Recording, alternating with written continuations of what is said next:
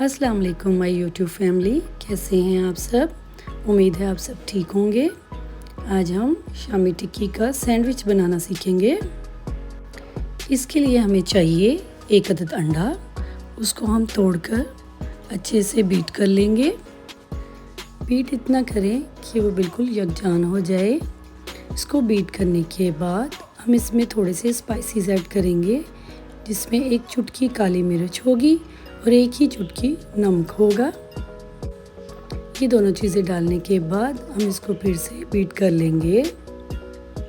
अगर आपको मेरी रेसिपीज़ पसंद आती हैं तो मेरी वीडियोस को लाइक करिए, कमेंट करिए और मुझे कमेंट में बताइए कि आपको मेरी वीडियो कितनी अच्छी लगी।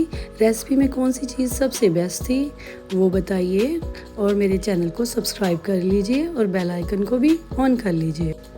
अब हम लेंगे होममेड एक शामी टिक्की। उसको हम एग वॉश में कवर करके उसको अपने तवे पे फ्राई करेंगे। फ्राई करने के बाद हम इसको अच्छे से प्रेस करेंगे। बोथ साइड को फ्राई करना बहुत ज़रूरी है। मेरे पास शामी टिक्की फ्रोज़न थी, इसलिए मैंने उसको लो हीट पे स्लोली फ्राई किया ताकि ये अंदर तक पक जाए। अगर आप फ्रेश बना रहे हैं तो वो आपको शैलो ही फ्राई करनी है, डीप फ्राई नहीं करनी। मैंने भी शैलो फ्राई की है। शामी टिक्की को अच्छे से फ्राई करने के बाद हम इसको तवे से रिमूव कर लेंगे और हम अपने ब्रेड स्लाइसेस को ब्राउन करेंगे। ब्रेड स्लाइसेस को ब्राउन करने के लिए हमें मज़ीद एक्स्ट्रा ऑयल लगाने की ज़रूरत नहीं। आप चाहें तो देसी घी का इस्तेमाल कर सकते हैं। मैंने देसी घी का इस्तेमाल किया है क्योंकि मैं इसे नाश्ते के लिए इस्तेमाल करूँगी।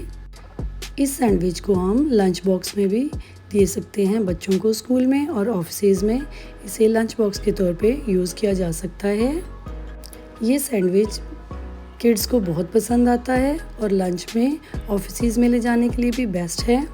उसके बाद हम मज़ीद थोड़ा सा देसी घी लेंगे, उसमें हम अपना रिमेनिंग एग ऐड करेंगे और इसको अच्छे से बोथ साइड से फ्राई कर लेंगे। आप चाहें तो इस अंडे में कुछ स्पाइसेस ऐड कर सकते हैं, जस्ट लाइक ग्रीन चिलीज और कोरिएंडर, और इसके अलावा अनियंस। ग्रीन अनियन इसमें बहुत टेस्टी लगते हैं।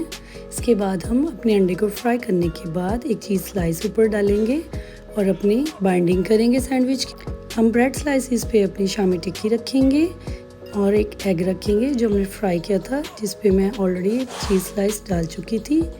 दूसरे स्लाइस पर मैंने गार्लिक मायो यूज़ किया है, जो कि आप घर पे भी बना सकते हैं।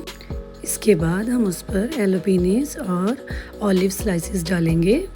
आपका सैंडविच बनकर बिल्कुल तैयार है और मुझे उम्मीद है आपको बहुत पसंद आएगा। ये बहुत ही डिलीशियस लगता है, बहुत मज़ेदार तैयार होता है।